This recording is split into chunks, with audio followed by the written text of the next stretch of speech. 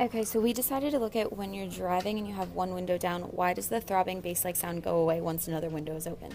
In our observations, we noticed that this is pretty similar to the sound that when you blow on the top of an empty beer bottle makes. And getting into this later, we noticed that the Helmholtz resonator, the vehicle acts as a mass in the air in a spring, which is how we can use this formula.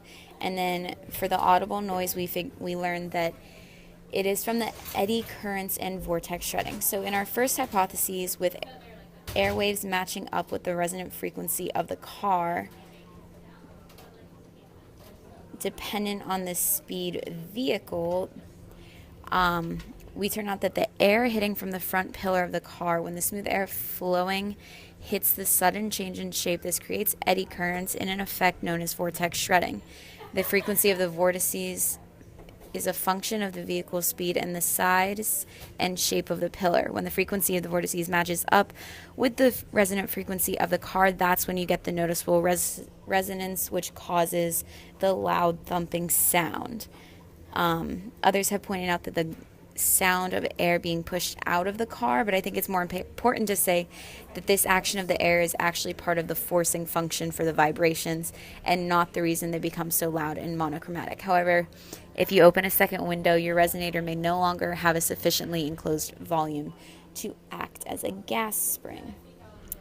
So moving into our second hypotheses, where the vehicle acts as a resonator with a mass in spring. So we can imagine that the air in the neck, which is the open window, pushes against the air in the volume, the car's cabin. And from this, the air in the neck acts like a mass and the air in the volume acts like a spring, creating a 1 degree of freedom oscillator. After substituting for the mass of the air in the window and the stiffness of the air in the cabin, you can create the equation.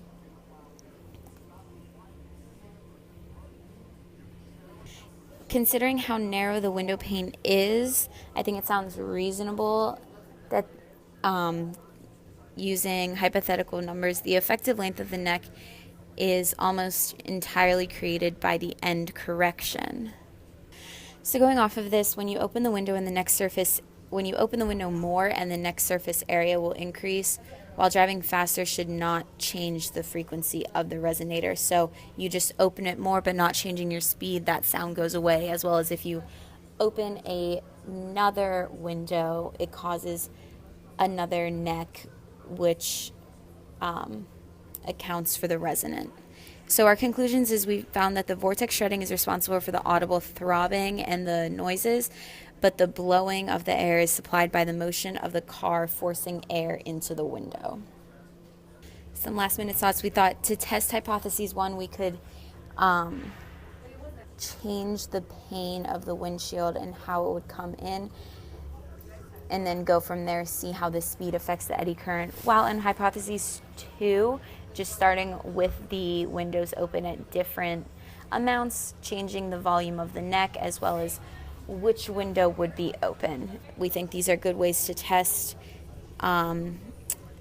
this theory.